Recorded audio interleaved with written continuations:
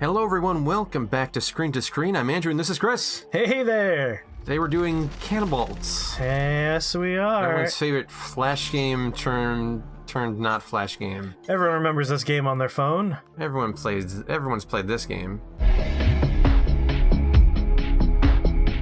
So, how do you turn a game about a guy running in a straight line infinitely? How do you turn that into a movie? Well, I'm going to pull inspiration from another famous movie about running, which is Run, Lola, Run. Okay, I've seen this movie. I like this movie. Run, Lola, Run is a great movie. Very underrated. A lot of people have never seen it before, which always blows me away. I got to see it again. It's been a very long time. You know what? It's been a long time for me, too. But the nice thing about Run, Lola, Run that works really well with Canabalt, in my opinion, is Run, Lola, Run isn't just a singular story. Our character dies in the movie several times. Or maybe just I think maybe just once. It might just be or like her boyfriend dies or something. Yeah, there are bad endings. There are bad endings that happen. One of them is definitely she dies. But like the idea is, it's not telling one story; it's telling a series of stories that could happen based on the decisions she makes. Really, one decision. Really, just one decision. When she runs out of her apartment, she either gets stopped by a dog, or she trips or something, or whatever, and that changes that like butterfly effect. Changes her whole life. It's like telling a fractal story almost. Yeah. Just like, here's the point of origin and here's all the possible breaking off points. And that's sort of similar to how Canabalt works. Will you mess up or not? So it could be a story about someone that has to run. Yeah. Obviously, that has to be part of it. It looks like we have giant robots in the background. Yeah, like sometimes there's ships running around, sometimes there's giant robots back there. Like, the fun thing about making a movie like that would be, we take a character, we start them on the way, there's terrible things happening in the background, and they interact with it. It might be a little bit like, friggin' Cloverfield. The Cloverfield movie isn't about the giant monster, it's about people just trying to get from point A to point B to point C around a giant monster attack. And we could definitely pull some inspiration from that. Yeah. Like Run Lola Run meets Cloverfield. Pretty much. That's kind of fun. Yeah. Like, it's just telling a series of what-if stories around just some schmo who, when this happens, he's like on the top floor of a building and he has to start running from rooftop to rooftop. Maybe he's trying to get to his kid or something. Like, we just need to add a motivation for why he's running. Well, I mean, we can flesh out some of this backstory to sort of, maybe that'll inspire something. Sure. Whoever this character is, they're very good at running. Oh, they're very great good at jumping. running. So, but they're wearing a suit and they're in a big building. Yeah, I mean the original, like, it looks like in this version we're playing, it's sort of like a random character, but the original one I believe is like some suit guy. Yeah, just always some suit man, and then it's randomly generating little people for us, but they're always relatively suity men. Yeah. That are running around, or sooty ladies. Yeah, maybe this character's always running from something. Like metaphorically. Metaphorically, they're running. They're running from their past. They're running from love. They're running from responsibility. They're running from responsibility. This character has to be running from something. And the giant tech, like robot mech monster. That's just metaphor fodder. It's all metaphor, yeah. It represents what this character's really his anxieties and his doubts. Yeah. Maybe I'm just a big dummy, but what's the title of this? What does this mean, Canabalt? Like what? Oh, I don't know what Canabalt means. I never really thought about it. So like maybe we need to think about what that is. What is that? Is that the name of the monsters? Is that the name of this? Did the wiki not mention what Canabalt meant? I didn't see it. I can do another quick look around. And see. I wonder if it's just a word that the guy who made the game made up. Yeah. Just like, I'm not gonna name this. He's vaulting. He's like a cannonball. It's just, it looks like the name Canabalt was derived from a combination of phrases used by the creator's young nephew. Oh. So like a child made that. So that could be, we could tie that into the story. Sure. Like maybe that's the nickname that the runner's like nephew gave him. Like, you know, you're like a cannibal, but cannibal. It's a child trying to say cannonball. That's what I was trying to say. I said cannibal instead. Yeah, a child's trying to like, oh, you're the cannibal. Like, you're as fast as a cannibal. It's like, oh, it's Canabalt. Like your weird little T-lisp. Like, so adorable. Or maybe like that was his nickname in like college. It was Cannonball. And because now he's running for his nephew, he goes by Canabalt because that's like, it's like it's sort of like this cute, poignant sort of thing. Is he running from something? Is he running to something? I was going with, usually in these stories, when there's something invading or blowing up or some sort of disaster, when people are running, the natural story is they're running away from the bad things, that's always boring, so the twist is they're the ones that are running into the disaster because their kid or their nephew or their husband or their wife, like, maybe... He was supposed to spend the day with his nephew, but he got called into the office, and he realized, like, oh, I gotta go in. So he knows his nephew is home alone. Yeah. And the fastest way to get there isn't to go to the street level and try and fight through all these panicked crowds. It's to run rooftop to rooftop until he reaches his apartment complex. Yeah. And these buildings are collapsing around him, too. Yeah. No, it's definitely not a safe situation. If we want to go with a run, Lola, run thing... Yeah. Like, the first attempt could be he goes down to the street level and just gets hit by a car. Yeah. I mean, we could do this, because Run, Lola, Run, if I remember, had three scenarios. Yeah, it was either 3 or 4. We could do as many as we want. Yeah. Is there an in-movie reason why he's retrying? Like, Run, Lola, Run, there was no explanation. It was just like, that's just how the movie it was just structured like that as a bit of experimental film. But is there a thematic reason why we could be seeing it from 3 different ways? Like that kind of thing could be kind of interesting. Like, yeah. What does that say about... Like, what about this, like... I assume it's an alien attack? An alien attack is an easy way to do it, because then we can have... His first death could be... an alien device slamming into the ground like we just saw on the screen a second ago. And that can give him Edge of Tomorrow style powers where... Oh, yeah. Now, if we're doing like a literal sort of thing, if we're doing... I mean, and we might end up just doing that, but if we did that Run, Lola, Run sort of thematic butterfly effect... something I'm more interested in. It is kind of, it's less used. It's kind of more... If you're making a Canabalt movie, you're already looking to make a weird experimental picture anyway, because...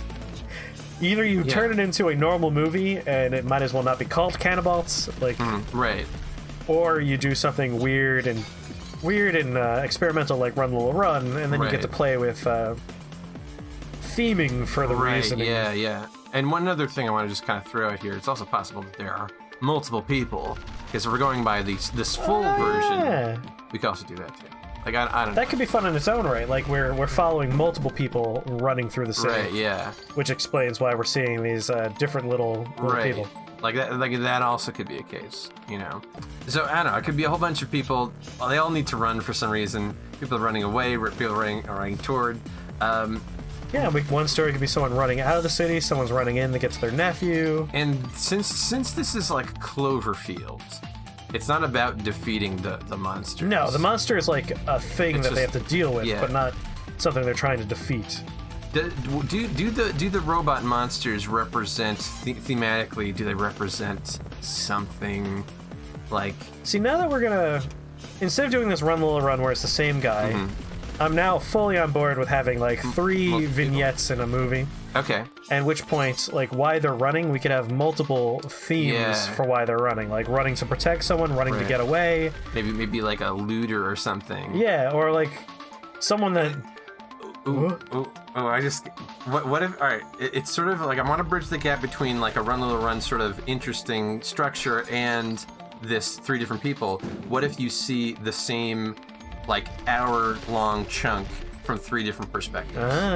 And they do meet at some points. Yeah. And maybe like there's a guy who seems like a real jerk in one person's story, and then you see it from his perspective, and he's like, he's not so bad, he just had a really bad day. And then by the end he even redeems himself. See, I'm into that. I like that a lot. That could be kind of cool. I mean, the thing about this is like, it's pretty superhuman to be able to run and jump like this. Yeah. So it seems like we're already creating a universe where 3 distinct people in this city have these unnatural athletic powers. I don't know if that's something we need to address somehow. I don't think we do. I think part of the fun could be it's just like kind of a magical realism situation. Okay. Where you just kind of accept like, oh yeah, this is how it works here. All right. I mean, no, yeah. I'm into it. I just magical realism. I have to shift gears a little bit to get my mind there. Yeah. But when it works, I really do like that. Oh yeah, I mean, most Del Toro movies kind of fall somewhere on the spectrum of magical realism, and those are some of my favorite movies. Run Lola Run kind of has that aspect to it. Oh, definitely, with the whole, like, she dies in one of those narratives. Yeah. One of the people could be, like, a soldier who's actually fighting this, and he's running toward, like, what could be the big baddie of some kind. You know what's... So he could be wearing, like, an exoskeleton, lets him run like this. Yeah. Someone else could they have always been a good runner.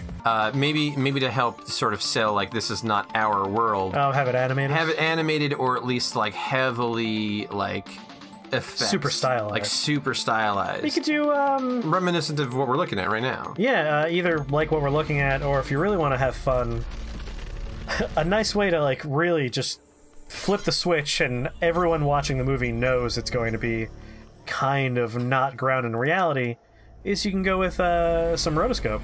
Yeah, rotoscope. Like or like a Sin City kind of aesthetic too. Yeah, Sin City would also work. Decolorized, but only colorize some things.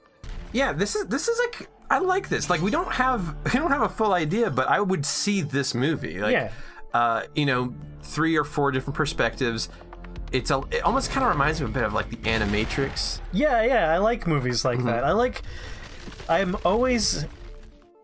very willing to overlook flaws if your movie is a series of vignettes. We have 3 different stories we could even do it like 3 different animation styles. Yo, you got me now. I'm all on board. But the stories do intertwine. Yes. So while you're seeing 3 different stories, you're seeing the same character drawn in 3 different ways. Yeah. I think that's... Oh, man. And if we can get... But I also think they should be all reminiscent of this style of animation. Sure. Like, probably muted colors, simplistic lines. So now that we're talking Animatrix, vignettes, animation styles, when we turn this game on, and you've probably noticed because the music's really fun, like it says, like, play with headphones. Yeah, like, the music is a big part of it. Yeah.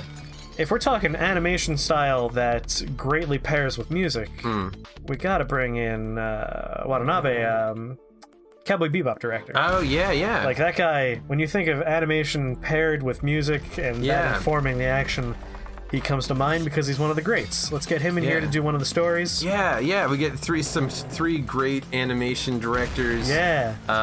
This is good. We're cooking now. Yeah, now we turn on the gas. We still don't have a story, but we really do have a fun pitch. Yeah, I mean, let's start thinking.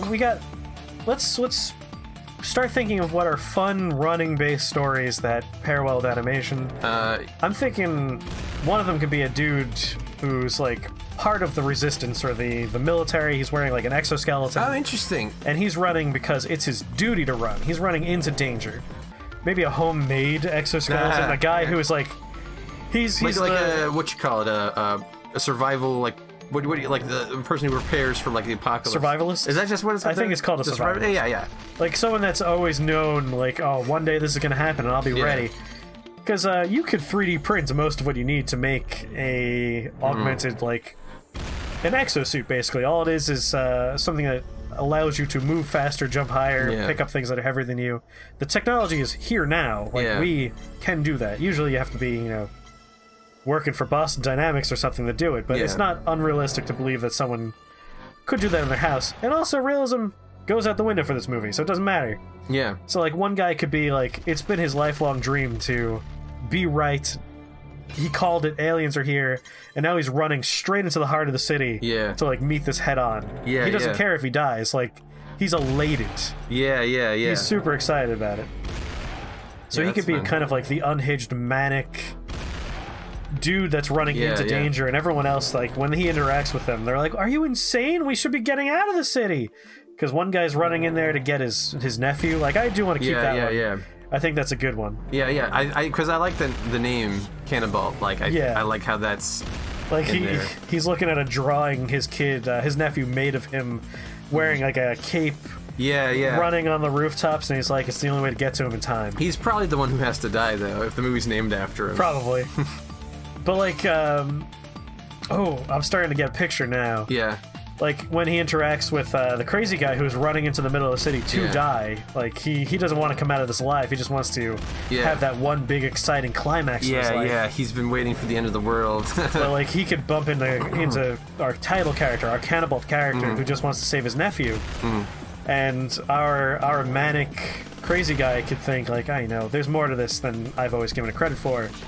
And the torch could be passed on to him. He could take the nephew out of the city. Oh, okay. So he has to change his trajectory when we lose Canabalt. Yeah. That's interesting. I'm wondering if I don't know if I like this idea before I say it, but what if like the kid is the only character who's in all three? He doesn't get his own story. Yeah, he's the glue. He meets all three of them. I'm into that. That could be kind of fun. It could be kind of fun where it's like you see basically like his story in order. But like you're seeing him, I don't know. If you were to recut the movie, you could put a linear story for the kid together. Yeah, But when you watch it, it's a non-linear. Right. Yeah, that's what I'm thinking. I don't know, something like that. We're putting this movie together as a series of stories. Right. But his is like the final fourth story that you could secretly put together. Yeah. Right. That's what I'm thinking. Yeah, like, I like that. It's in a thematic order. It's in the order that presents the best theme, not necessarily the linear order. Exactly. And if you want to recut the movie, and you could even have that like on the Blu-ray, special, the fourth narrative special edition. Yeah, that's I love that kind of stuff. Yeah, that's fun. So we have this guy who's looking to die, who has to have his character arc be there's more to life than just like going out in a blaze of glory. Like, he learns to live for something else. Yeah. We have the person who's there just to save their nephew. The movie's named after him, or he's named after the movie. I think we do need a third one. Yeah. How about someone they're already... Remember that Joseph Gordon-Levitt movie where he's a bike delivery person? Yeah, I didn't see it, but yeah, I remember. I didn't see that one? No. It's pretty fun. We could have someone who's... got to deliver that package. They work for Amazon Instant in New York City. That's kind of fun. And they're just like, you know what, fuck it, man. I need to finish the job. I might as well. She's delivering an important thing that's going to possibly take down one of these robots. Yeah, like we could start with her even. Like that's a good framing device to let the audience know what's going on. She could be in like some sort of secret government headquarters, and they're like, listen, if you don't get this to blank, we're screwed, and we're never told what it is. It's just a MacGuffin. And maybe the robots have like destroyed, like put out like a pulse that destroys all vehicles. Yeah, and that's why everyone has to be on foot running. And so she's got to get the MacGuffin to like the military base. Yeah, she's got to get this greasy gravy MacGuffin to the military base, or to somewhere. Like it could just be like a secret thing in the city, or. And maybe she finds that the military caused the robots and they're not aliens. Ooh, that could be fun. Or that could just be like kind of like. That's the secret sauce. Like if you're going through the movie the second time, like you can pick it all together. Like, hey, wait a minute. Yeah, I think this movie probably takes place in the not too distant future. Yeah, not too distant future. Not today, but not in like the amazing future. But I think. I mean, like if you're even looking at the skyline, no city is this dense, filled with cranes. Dense, yeah. Well, actually, Tokyo is this dense and filled with cranes. Oh, maybe this isn't a real city. Again, this is a very stylized movie. Oh, super stylized. So maybe this is just the megalopolis or whatever. Yeah. The characters and events are all very symbolic of other things. And I like that these characters can be that. Like the person who has nothing left to live for and is just out here looking to have a good time when he dies, learning to have responsibility and live for someone else. They're all running from something. Yeah, they're running from something. I like that. I think they're even the protagonist, the most protagonist, Canabalt. He's running physically. He's running to his nephew, but he's running from something. Like that's like it's almost like the tagline. It's like everybody runs from something. Everyone has something to run for or from. Yeah. They're all trying to escape their past or not confront their future. They're not facing responsibility, or each one of them is running from something, and this alien robot invasion forces them to confront the thing they're running from. Yeah. And we could pull from the game even in how we do this. So each of these levels has a theme. This one is you're running through buildings, for instance. That's the big thing there. There's the one where the buildings are invisible. Right, yeah. I thought the game was glitching out when you were doing No, that one is just you got to use the birds to figure it out. After like a few deaths, I'm like, oh, okay. But there's room there for some fun stuff. Like, one of the characters could be blind and has to, like, that's kind of cool. Listen for debris hitting rooftops to know when to jump and everything. That's kind of cool. And that could allow for a very stylized animation style. Yeah. I got kind of like a dark-ish idea. All right. It's not very specific, but maybe the whole movie is about coping with inevitable failure or death, and the characters who come at that with acceptance rather than fear are the ones who get like the good-ish ending. Yeah, they're the ones that get the furthest. Yeah, like because in this game you always fall off a building. That's always what happens. Yeah, I mean, we could even have it so like the three stories when you watch them are pretty sad, but when you do the secret reordering so the kid story happens, that's the uplifting one. They all die, but the kid lives. Yeah, they get the kid to safety, and he gets to leave the city, and he finds a pristine countryside. Yeah. I kind of like that because the game always ends with people falling off buildings. So how do you make that a happy ending? Well, like, not that you need to, but I mean, like, to have the kids survive, you get to see that. That's kind of cool. And all three of them, like, maybe like the first two don't have a good ending. Like they're selfish or something, or they're afraid and they die maybe in vain or in a bad way. But like the third person dies to sacrifice for the kid, and it's sort of like this bittersweet ending for that character. Yeah. I kind of like that. I kind of like bittersweet in general. Yeah, bittersweet works. Like, we have the uncle trying to get to the nephew. Yeah, I think he's probably the one who does it right. Yeah, either he's the one that does it right, or through him someone does it right. Like, yeah. He could die first even, but like, through him, the guy who's just out here for a thrill. Oh yeah, he changes to have a bit of a mission. What am I thinking? Of course, it's the guy who wouldn't expect to get that. Yeah. He's got to change. Yeah, I like that. Yeah, the guy who starts off being selfish, he ends up sacrificing himself for the kid. Yeah, he sacrificed himself for the kid. He learns that from the uncle who dies beforehand. I imagine we'll have a dark moment where they're kind of stuck, but the woman delivering the device that might turn things around, like, she makes the choice to, the smart thing to do is you ignore everything, you deliver the package. Because that's the... It's like the needs of the many outweigh the needs of the few. Yeah. But she chooses to delay her mission to help these people because it's human nature to... You're right. It's like kind of the Infinity War kind of. Yeah. Like you save the individuals. We don't trade. Right, we don't trade lives, yeah. But also just like, when you're dealing with a large number like all of humanity, it's too abstract. But when you see one kid in trouble, like, that's something you could do right now and save this one person. So like, you always want to do it.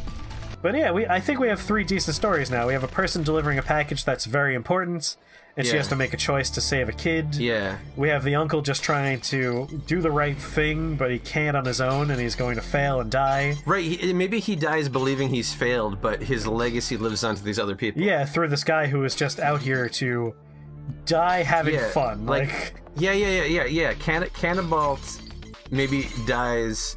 All right. This is what I'm thinking. Canabalt is the guy. He's trying to run to his nephew. He gets his nephew. It's like, we have to get you out of here. And he does something, and like he's dying, and he tells his nephew, it's like, I'm sorry, I tried. And it's like sad, and like, but then that's the end of the segment. Yeah. Then we go to segment 2, and maybe it's like the lady with the device, and she's running and blah blah blah, and all this stuff. It's her story, blah blah blah blah. And then she sees this kid, and we're like, oh, I know that kid. He was in the first segment. And then she makes this choice where she saves the kid instead of delivering the package or whatever. And then she dies. Whatever. She jumps off a building or whatever. Or she could just leave. Or we could leave it open that she delivers the package. Or she could, maybe she delivers the package as well. Like, the implication could be, we imply there's a time limit for this package, and her wasting time, the viewer doesn't know if she has enough time. There's also the possibility that I was thinking is that the package wouldn't have mattered anyway if she delivered it or not. We find that out in the third one, and we find out, maybe she made the wrong choice. I don't know. In the third one, it's sort of like, oh, it wouldn't have mattered anyway. Yeah. She made the right choice by saving this kid, because here he is in the third segment. The kid's still here. I guess it is in chronological order now, but I don't know. I mean, we could also shuffle it up so it's not in chronological order. I like it, but doable. the thing is, I like the way that I like the theme. Like, I like the order of this thematically. So that's true. It does work much better this way. And then the last one is the last guy, who it starts off with him, and he's sort of the thrill seeker, and he's trying to go in, and he's got nothing left to live for. He could have like stage 4 cancer or something. Yeah, like, yeah. He's terminal. Yeah, and so then he meets the kid, and he saves the kid, and the kid gets away to something we know is safe. And the edge of the city. The edge of the city. Like, the city is clearly where all this trouble is, but the countryside might be fine. And maybe like the box that she was delivering was actually going to make things worse. Like she was given lies. That's true. It could be like, hey, we keep it ambiguous. Like, maybe this is actually like the government doing it. Yeah, yeah. Like, you never know. Like, we'll seed in all of those like misdirections that zombie movies usually have in there.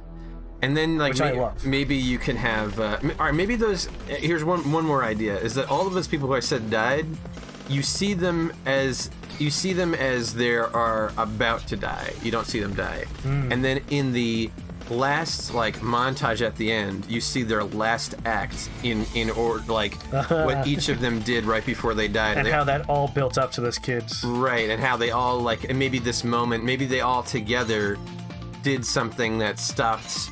something from happening. I don't know if they necessarily kill all the robots, but... How about the box is important, but because she saves the kid ends up with it. So the implication is, like, this kid is safe out of the city, and he has the MacGuffin that could stop things.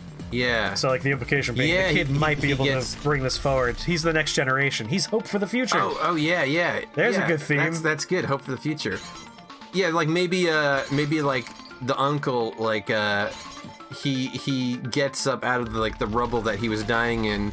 He finds the package, and then he puts it somewhere where, like, the other guy finds it. Like, I don't know. I'm not thinking. I'm just kind of spitballing here, but I kind of like that last sort of montage, seeing what everyone did. Is sort of, it's this sort of, like, almost like this "it takes a village" kind of message. Yeah, yeah. Where, like, all of these people gave everything they had for the next generation. When a lot of people do a small job. Yeah, and all of these people, like, knew that their time was up. There's no way they're getting out of this city. Like, all three of them knew that this was...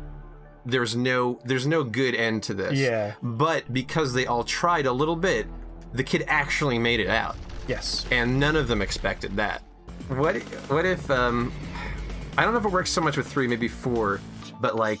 The first 1 or 2 people who meet him, he's, like, looking for Canabalt. He's looking for Canabalt. And they don't know what this is, but they want to help this kid out. And the second to last... Or no, maybe the kid gets out, and that's the end. But at the end, we see the first bit we didn't see. Yeah, you could definitely keep it out of chronological order in some ways, like you're saying. Yeah, that first bit, like... Canabalt was the uncle who got him, who saved him at the beginning. Yeah. You know, I got it. He says to the kid, "Go, I'll meet you. I'll be there. I'll meet you. just run." And he's looking for Canabalt the whole time, because that's his name for his uncle. He's like, "Where's Canabalt?" And it's like, I don't know what that is, kid, but we'll find the Canabalt.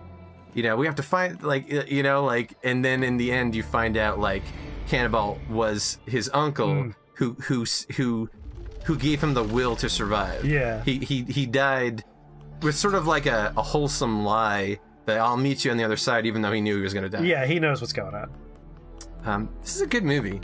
It actually kind of is. I kind of want to see this movie. I also ending with the guy who has to, like, have the arc of learning to live for someone else, and also if we make him so he's terminally ill or dying of, like, stage 4 cancer or something like that, and that's why he's so reckless. Yeah. It also is the classic, the kids represent our future. Like, we live on through what we teach our children. Yeah, yeah. Which I've always been a big fan of. Yeah, yeah, definitely. But, like, he could end out the movie in a big dramatic fashion by he could pick up the kid, jump off a building using his little exoskeleton, Yeah. and die on impact. But because he cushioned the kid, Oh yeah. he literally delivers him in his death to safety. Yeah. And then the kid could take that package, walk off into the woods, and maybe he'll save the world. Yeah, if you have any other ideas, if you like what you saw here, or if you want to give us our next suggestion for what movie or video game or TV show or whatever to do next, let us know in the comments. Yeah, give us some ideas. And we'll see you next time here on Screen to Screen. Bye-bye. Bye.